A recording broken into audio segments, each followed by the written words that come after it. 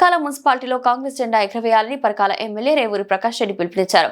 శనివారం MLA camp కార్యాలయంలో జరిగిన మున్సిపల్ ఎన్నికల సన్నాహ కార్యకర్తల సమావేశంలో ఆయన మాట్లాడారు. రానున్న ఎన్నికల్లో 22 వార్డులను కాంగ్రెస్ కైవసం చేసుకోవాలని కార్యకర్తలు సూచించారు. ప్రజాప్రభుత్వ సంక్షేమ పథకాలే పార్టీ అభ్యర్థులను భారీ మెజార్టీతో గెలిపిస్తాయని తెలిపారు. ప్రతి కార్యకర్త క్రమశిక్షణతో సమన్వయంగా పనిచేయాలన్నారు. పరకాల పట్టణానికి మౌలిక వసతులు కల్పించి సమగ్ర అభివృద్ధి చేయడమే తన లక్ష్యమని చెప్పారు. TUFIDEC నిధులతో పట్టణాన్ని మోడల్ మున్సిపాలిటీ అభివృద్ధి చేస్తామని పేర్కొన్నారు.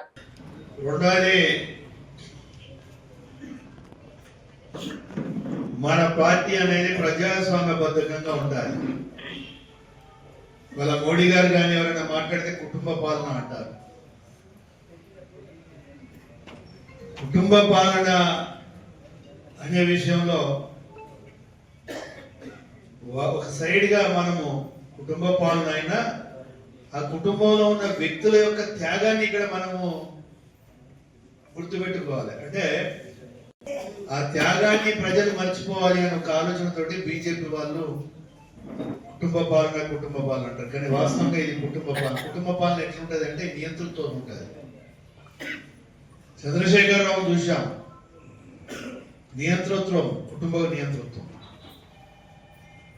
కానీ కాంగ్రెస్ పార్టీ నియంతృత్వ పార్టీ కాదు, ఇది ప్రజాస్వామ్యబద్ధంగా ఉండే పార్టీ. అందుకే కాంగ్రెస్ పార్టీలో ప్రజాస్వామ్యం ఎక్కువ కనుకనే కొన్ని గొడవలు కానీ కొన్ని భేదాభిప్రాయాలు కానీ బయటకు వస్తూ ఉంటాయి. బయటకు వచ్చినంత మాత్రం ఎప్పుడు కూడా పార్టీ నాయకత్వము నియంతృత్వ ధోరణిలో వాళ్ళని అడగదొక్కాలని ప్రయత్నం చేయలేడు. అందులోంచి నువ్వు చెప్పినా ఇప్పుడు ఒక కాంగ్రెస్ ఫ్యామిలీ ఉన్నదనుకో, దాంట్లో వాళ్ళు ఎవరైనా నిలబడ్డా కూడా కడుమలైన కాంగ్రెస్కి ఎత్తారు. వీడు గెలిచేది కాలేదు, వేడవారికి మళ్ళీ లాభం ఎందుకు జరగాలని కాంగ్రెస్కి ఎత్తారు. ఎందుకంటే ఆ నిజాయితీ నిబద్ధత అనేది మళ్ళీ ఓటర్స్లలో ఉండాలి. లేకుంటే ఎవరి పైన చెప్పబడితే వాడే గెలుతారు. పార్టీ కాడికి వచ్చే వరకు ఆ నిజాయితీ నిబద్ధత ఉంటుంది. అందుకే దయచేసి అటువంటి సిచ్యువేషన్ కూడా మన టౌన్లో డెవలప్ కావద్దనేది నా రిక్వెస్ట్.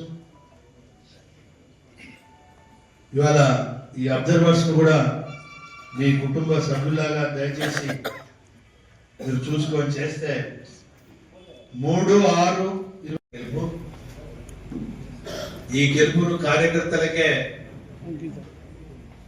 అంకితం చేస్తున్నా అని కూడా చాలా స్పష్టంగా చెప్పారు. రేపు ఈ మున్సిపాలిటీ గెలుపు అనేది కూడా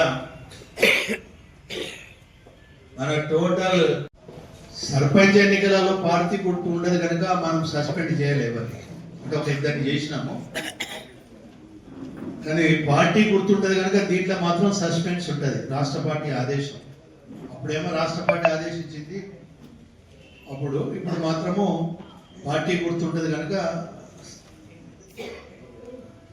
ఇమీడియట్లీ సస్పెండ్ చేయడం జరుగుతుంది. సంబంధ మండలం ఉన్నప్పుడు సంపాదించాల కార్యక్రమంతో చేసిన నిధులే వచ్చే నిధులు చేసిన కార్యకర్తలను చూసి ఆడ 5 లక్షలు, ఈడో 10 లక్షలు, ఆడో 20 లక్షలు ఇచ్చారు.